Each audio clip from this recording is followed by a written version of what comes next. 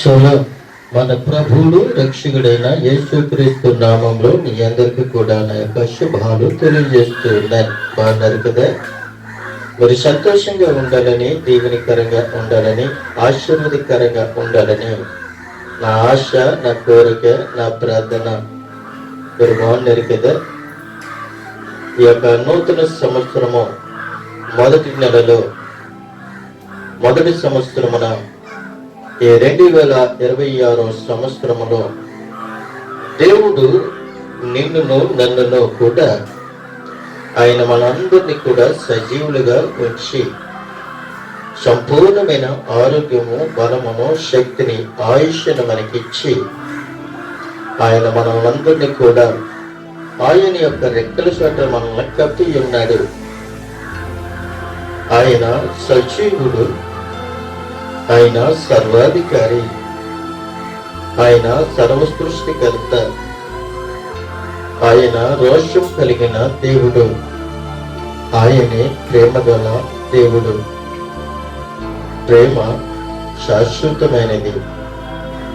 ప్రేమకు మరణము లేదు. ప్రేమ నమ్మకమైనది. ఆ ప్రేమే ప్రేమామయుడైన, కరుణామయుడైన యేసుక్రీస్తు. ప్రేమలో చాలా రకాలున్నాయి. తల్లి ప్రేమ, తండ్రి ప్రేమ, భార్య ప్రేమ, భర్త ప్రేమ, పిల్లల ప్రేమ, సహోదరుల ప్రేమ, సహోదరాల ప్రేమ, స్నేహితుల ప్రేమ, అధికారుల యొక్క ప్రేమ, గ్రామస్తుల యొక్క ప్రేమ, పెద్దల యొక్క ప్రేమ.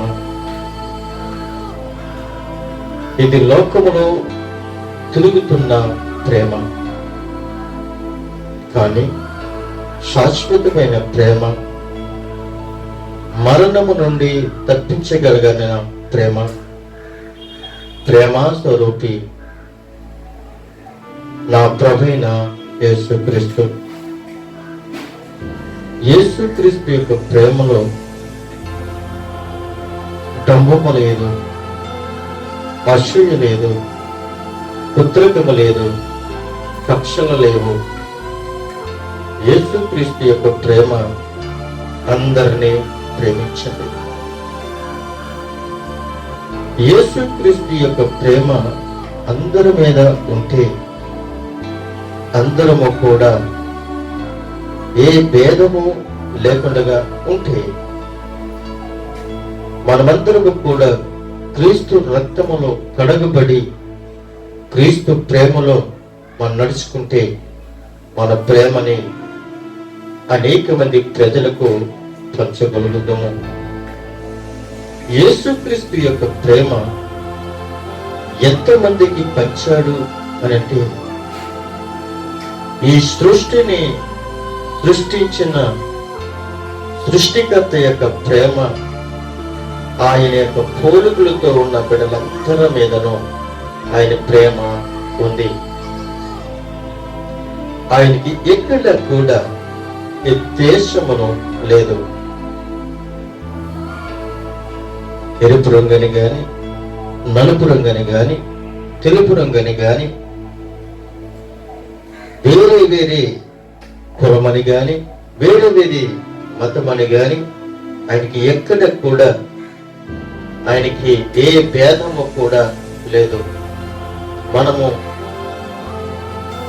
రంగులతో భేదం పెట్టుకుంటూ, కులాలతో భేదం పెట్టుకుంటూ, మతాలతో భేదం పెట్టుకుంటూ, ఒకరి మీద ఒకరు కక్షలు పెట్టుకుంటూ మనం బ్రతుకుతూ ఉన్నాం.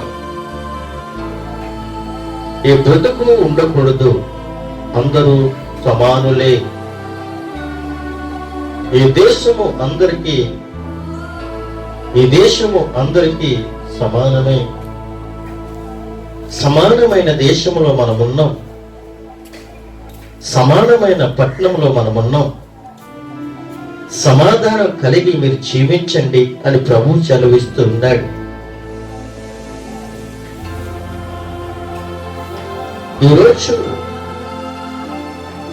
ఈరోజు ప్రభు అడుగుతూ ఉన్నాడు, నువ్వు కక్షతో బ్రతుకుతున్నావా, ప్రేమతో బ్రతుకుతూ ఉన్నావా అని అడుగుతూ ఉన్నాడు. నేను అంటూ ఉన్నాను, నా కక్షలు వద్దు ప్రభువా, నాకు ప్రేమయే అనుపచ్చు.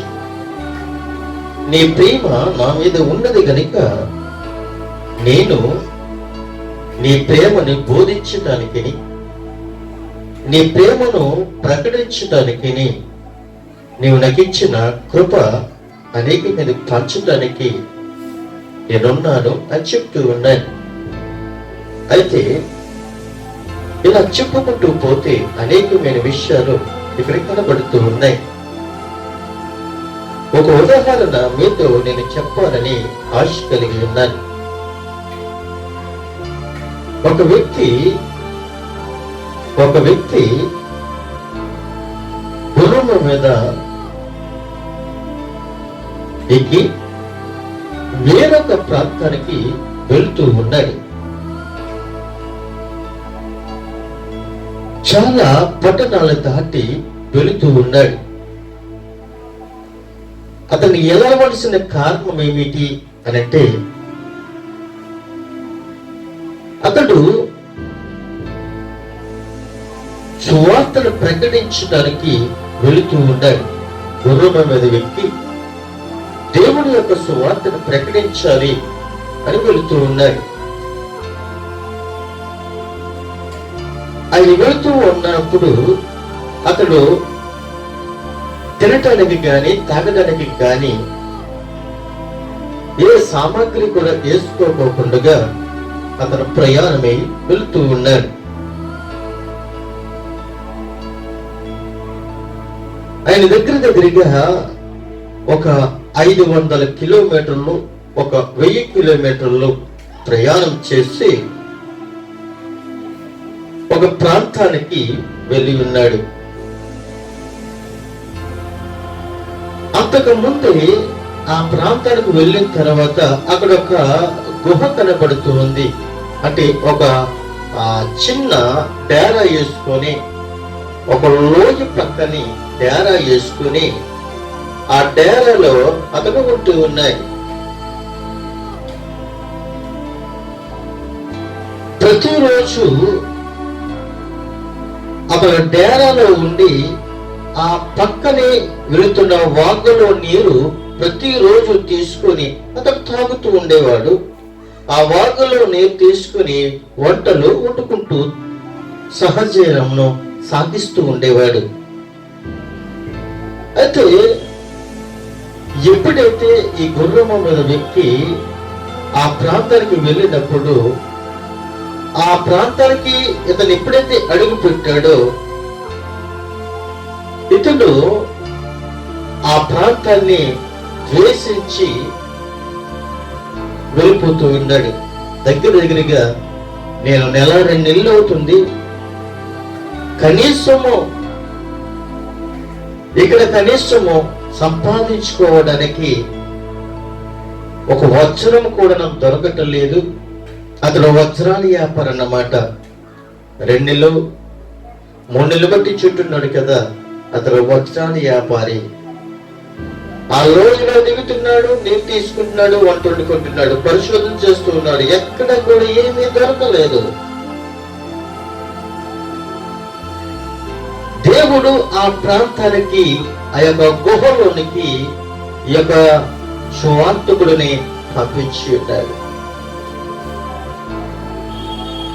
పంపించిన తరువాత ఆ ఉదయకాల సమయంలోనే ఆ ఒక వజ్రాల వ్యాపారి అతను తన గుహని విడిచిపెట్టి ఖాళీ చేసి అతడు వెళ్ళిపోయాడు.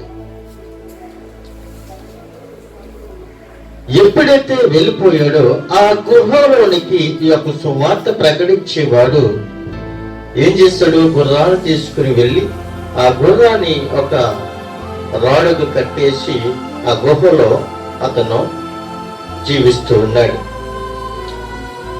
అతను ప్రతిరోజు కూడా అక్కడ తిరుగుతూ అనేక మందికి సువార్తను ప్రకటిస్తూ ఉన్నాడు. ఒక రోజుని ఆ యొక్క సువార్తకుడు ఆ యొక్క గుర్రానికి నీళ్లు పెట్టాలి కదని ఆ గుర్రాన్ని తీసుకుని ఆ గాడిలోనికి దిగి నీరు పెడుతూ ఉన్నాడు. అది నీరు తాగటానికి రాముడు లేదు. అప్పుడు ఆ యొక్క సువార్తికుడు, ఆ యొక్క దైవజనుడు ఆ యొక్క రాడుకి కట్టేసి ఆ యొక్క లోయలోనికి దిగి ఆ కడవతో నీళ్లు తీసి ఆ గుర్రానికి త్రాగించడానికి పట్టుకొస్తూ ఉన్నాడు. అలాగే 4-5 కడవలు తీశాడు, లోనకి దిగాడు. 4-5 కడవలు తీశాడు, లోనకి దిగాడు. కొంచెం లోనకు వెళ్ళిన తర్వాత కొన్ని రాళ్ళు కనబడుతూ ఉన్నాయి.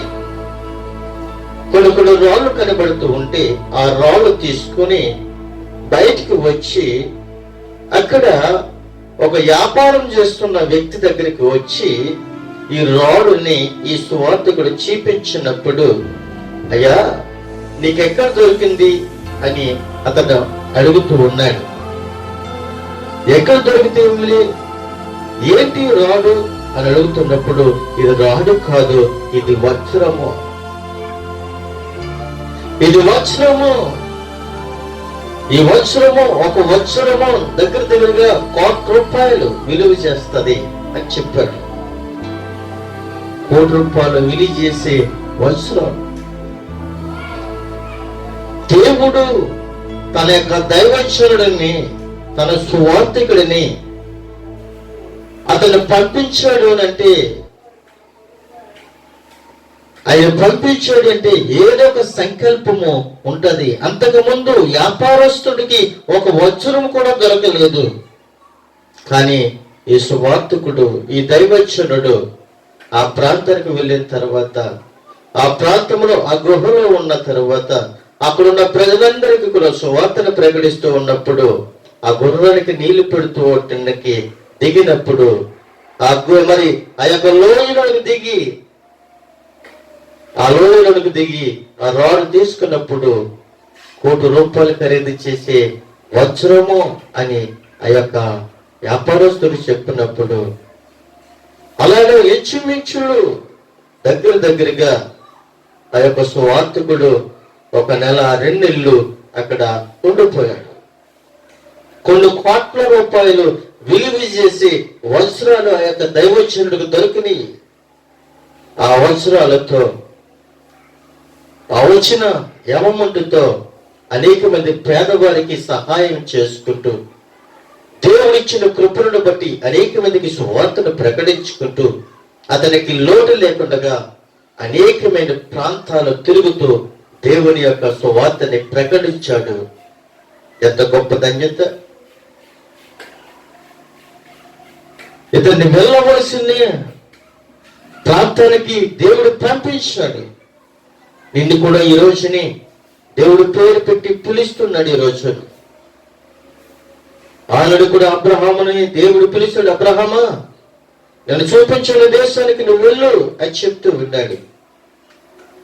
దేవుని మాటకి విని, దేవుని మాట లోబడి, దేవుని మాటకి విధేయుడై దేవుడు చూపించిన ప్రదేశానికి వెళ్ళాడు.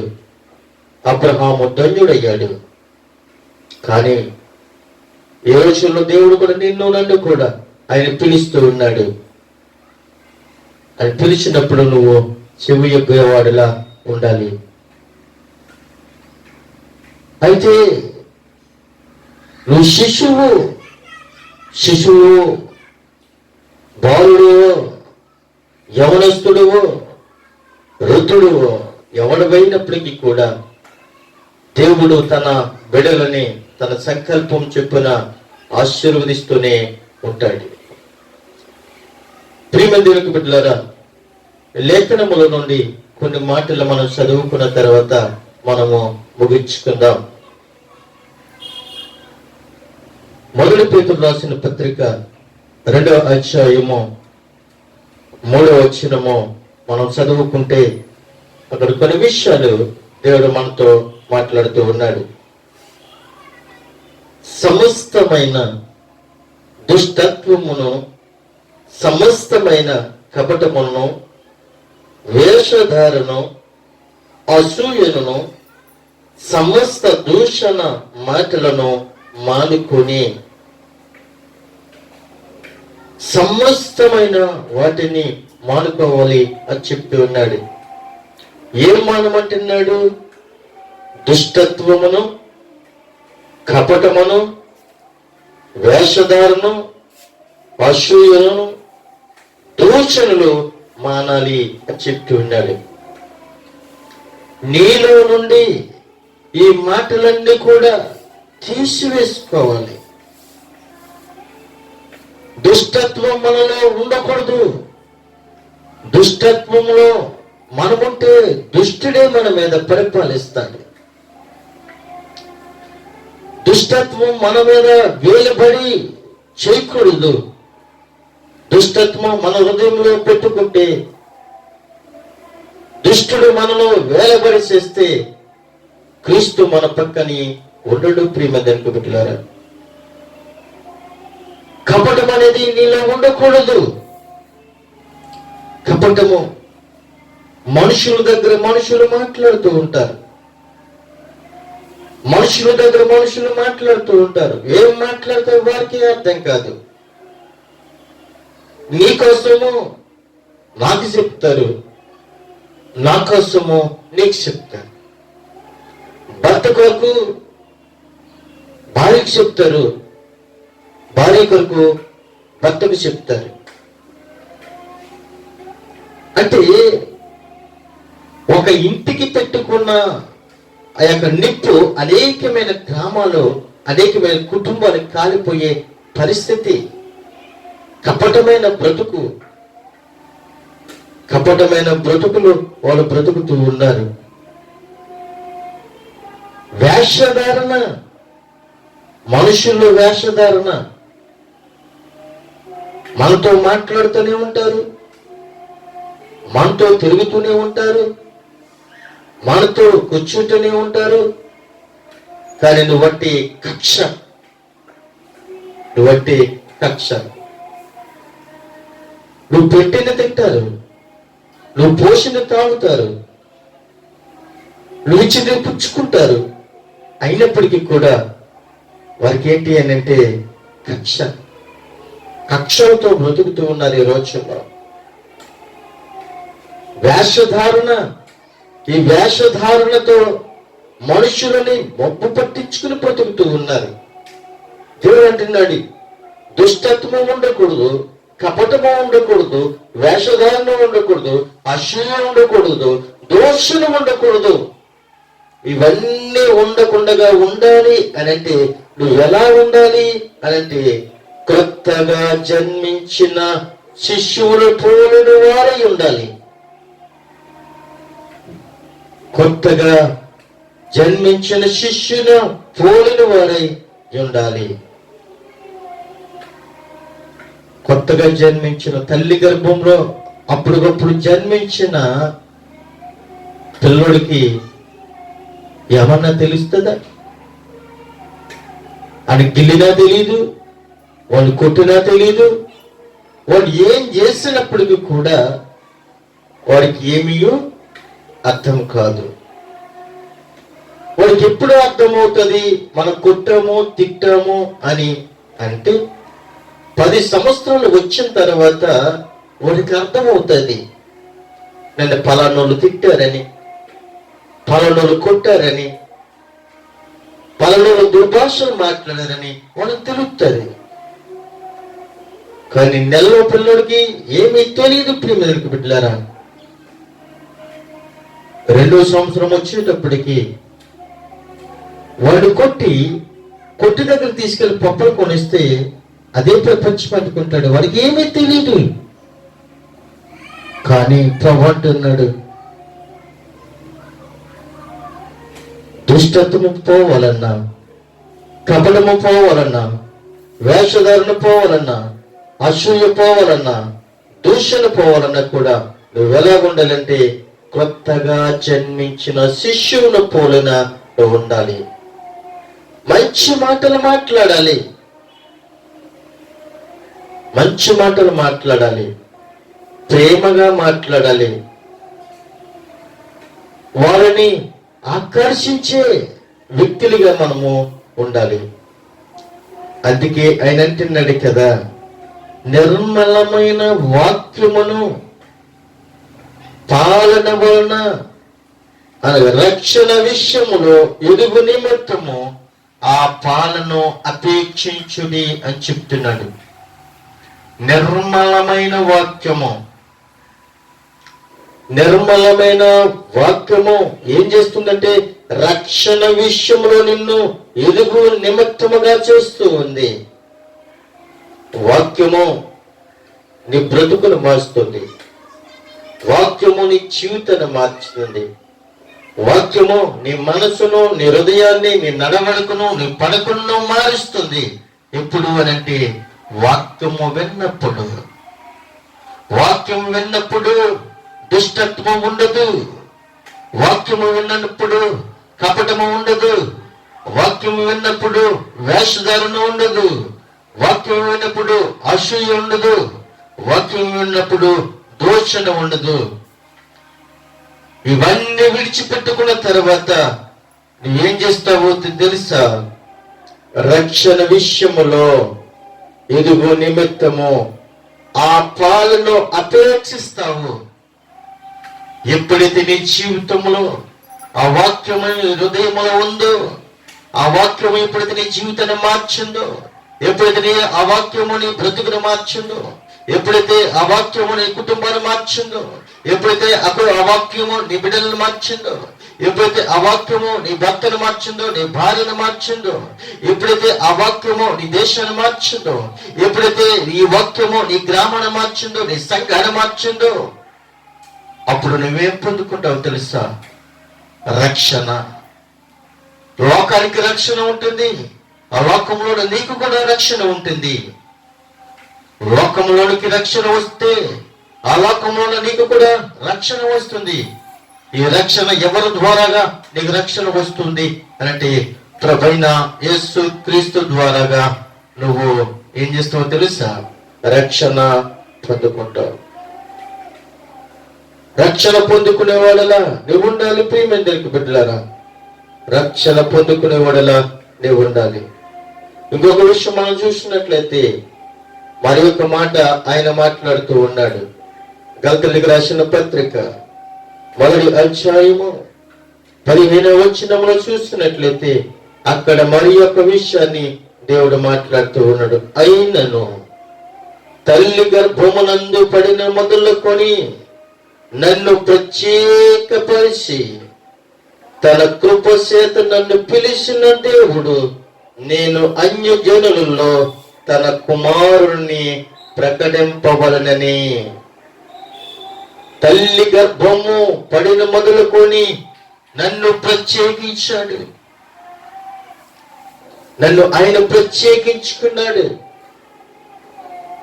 ఒకప్పుడు దుష్టత్వంలో ఉన్నాను, ఒకప్పుడు అసూయలో ఉన్నాను, ఒకప్పుడు దూషణలో ఉన్నాను, కక్షలతో బ్రతికాను, కత్తులతో తిరిగాం, పాపముతో నింపబడిపోయాం. కానీ వాక్యము విన్నాం, రక్షణ పొందుకున్నాం. కానీ వాక్యము వినక ముందు, రక్షణ పొందుకోక ముందు దేవుడు ఏం చేస్తాడంటే నన్ను ప్రత్యేకపరుచుకున్నాడు. తండ్రి యొద్ద నుండి లోకానికి రావడానికి కారణం ఏమిటి అంటే నన్ను ఆయన ప్రత్యేకపరుచుకున్నాడు. దేవుడి యొక్క రాజ్యం నుండి ఈ లోకానికి రావడానికి కారణం ఏమిటంటే ఆయన నన్ను ప్రత్యేకించుకున్నాడు. 10 మందిలో నన్ను, 1000 మందిలో నన్ను ఆయన ప్రత్యేకించుకున్నాడు.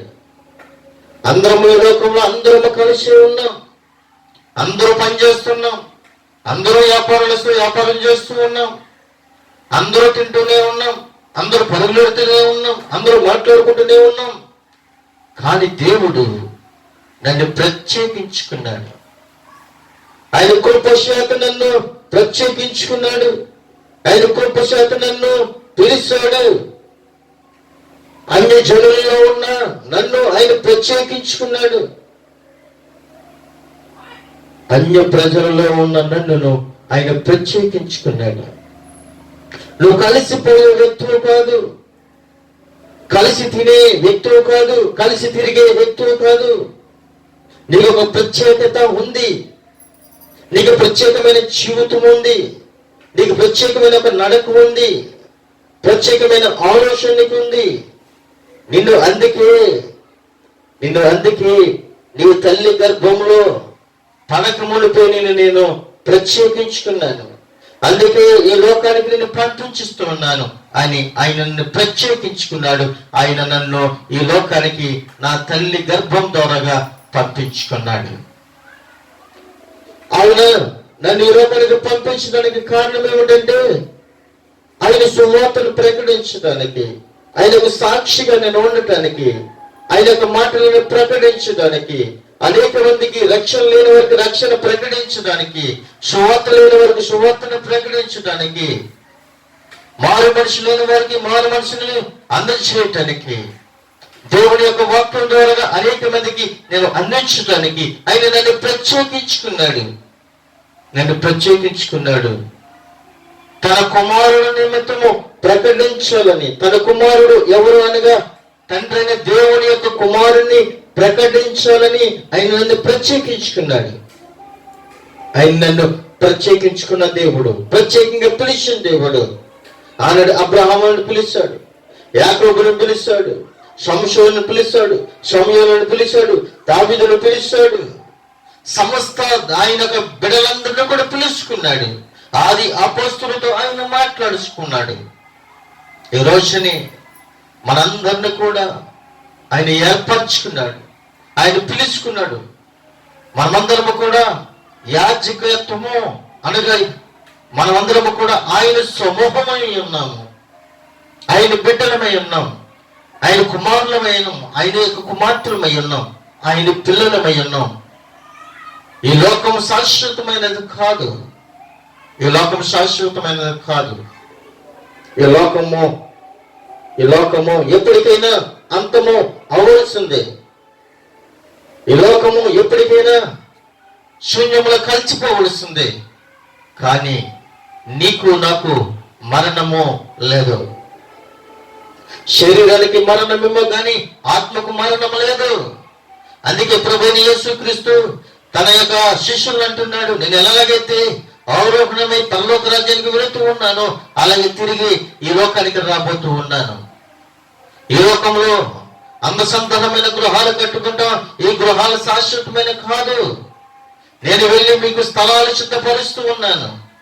నేను ఉండే స్థలంలో మీరు కూడా ఉండేలాగన, నేను ఏ గృహములతో ఉన్నానో ఆ గృహాలలోకి మీరుండేలాగన, ఏ స్థలములైతే నేను ఉంటానో ఆ స్థలంలో మీరుండేలాగన నేను స్థలాలు సిద్ధపరిచి వస్తున్నాను అని చెప్తూ ఉన్నాడు.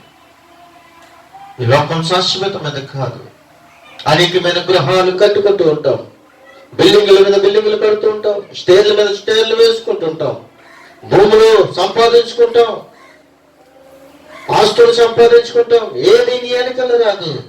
ఆయన అంటున్నాడు, ప్రకటన గ్రంథంలో అంటున్నాడు కదా, ఏదైతే నీ క్రియలు చూపిస్తావో ఆ క్రియలే నీ వెంట వస్తాయి అని చెప్తున్నాడు.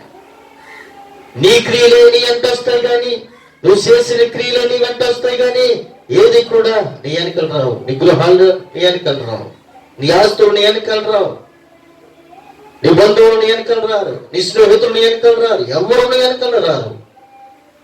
నువ్వు చేసిన క్రియ ఏదైతే ప్రభుకి దగ్గరగా ఉంటావో, ఏదైతే ప్రభుకి నువ్వు సొంత కుమారుడిగా ఉంటావో, దేవుడు ఎందుకని ఈ లోకానికి నిన్ను ప్రత్యేకంగా పంపించాడో, దేవుడి యొక్క పనిని నీవు ఆయన పని చేస్తున్నట్లయితే ఆయన నీతో ఉంటాడు, నీవు ఆయనతో ఉంటావు అని ప్రభు సెలవిస్తున్నాడు.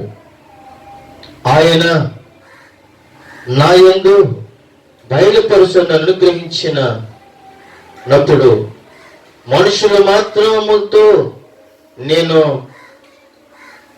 సంతృప్త లేదు.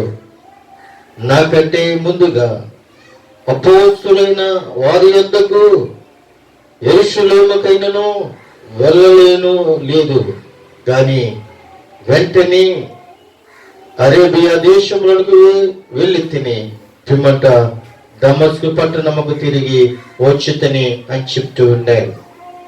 అయితే ప్రియమైన దేవునికి బిడ్డలారా, ఆయన తన కృప చేత పిలిచిన దేవుడు.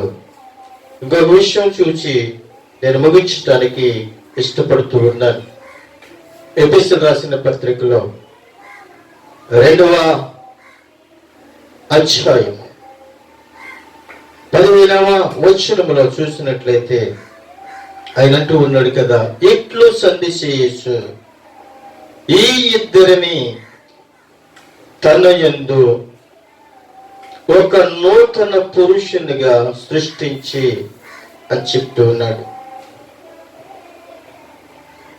ఈ ఇద్దరిని తన యందు ఒక నూతన పురుషునిగా సృష్టించి ఉన్నాను అని చెప్తూ ఉన్నాడు.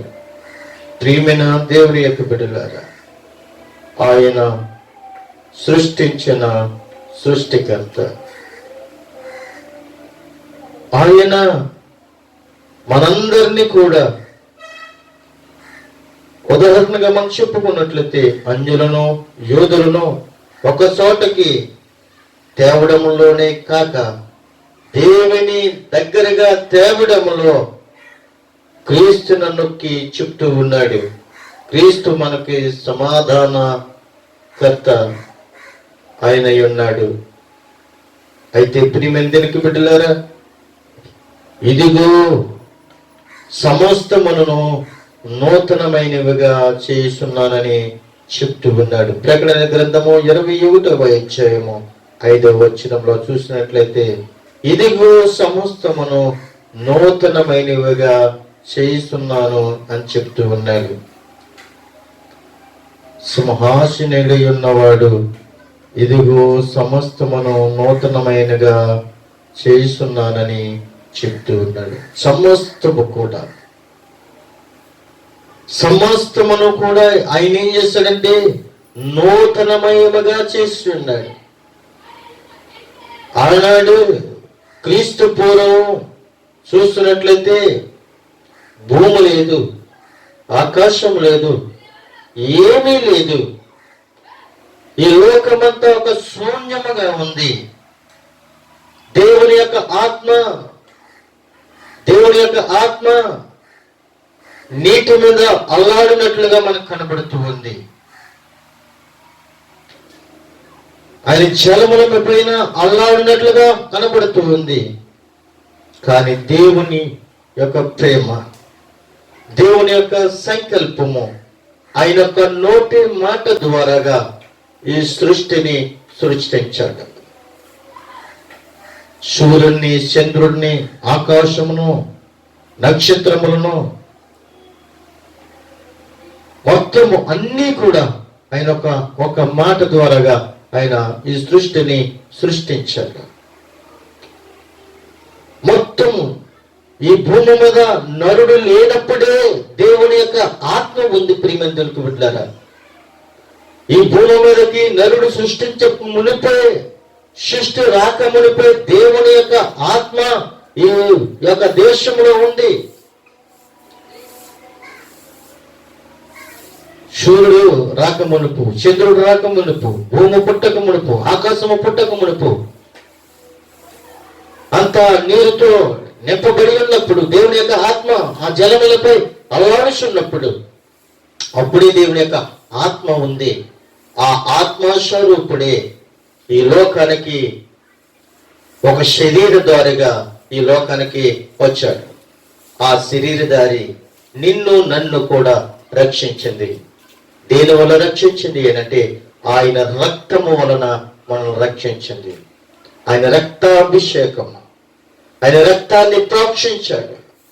ఆయన రక్తము గొర్రెపిల్ల రక్తముగా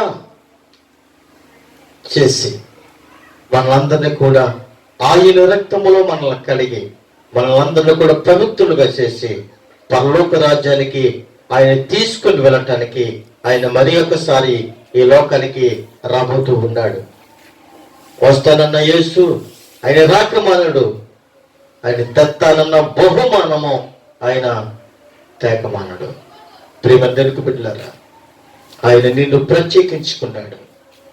నేను ప్రత్యేకించి ఈ లోకానికి పంపించిన దేవునికి నువ్వేమిస్తున్నావో ఒకసారి జ్ఞాపకం చేసుకో. దేవుని పని నిమిత్తం ఈ లోకానికి పంపించాడు, కానీ గొప్పలు చెప్పుకోవటానికో, ఆస్తులు సంపాదించుకోవటానికో, గృహాలు కట్టుకోవటానికో, అన్య ప్రజలతో నువ్వు తిరిగి దుర్భాషలు మాట్లాడటానికో ఈ లోకానికి దేవుడు నేను పంపించలేదు. దేవుడు ఈ లోకానికి నేను పవిత్రుడిగా పంపించాడు. పవిత్రుడిగా ఉండమని చెప్పాడు. అశువు లేనివాడుగా ఉండమని చెప్పాడు. కక్షలు లేనివాడుగా ఉండమని చెప్పాడు. దుర్భాషలు మాట్లాడేవాడుగా ఉండకూడదని చెప్పాడు. ఏది ఉండాలి అని చెప్పాడు అంటే మారు మనసు పొందుకొని, రక్షణ పొందుకొని, నా రాజ్యానికి వచ్చేంత వరకు కూడా ఈ లోకంలో నా రాజ్య సువార్తను ప్రకటించాలి. నీవు నా సొత్తై ఉన్నావు, మీరు నా ప్రజలై ఉన్నారు అని ఆయన మాట్లాడుతూ ఉన్నాడు. బ్రతికినంత కాలము, జీవించినంత కాలము దేవుడు మనల్ని ఎందుకని పంపాడో అది ఆలోచించుకొని ప్రభు సన్నిధిలో సాగాలి అని చెప్పుకుంటూ నా మాటలు ముగిస్తూ ఉన్నాను. కొద్ది మాటలు దేవుడితో ఇచ్చిన గాక. ఆమేన్.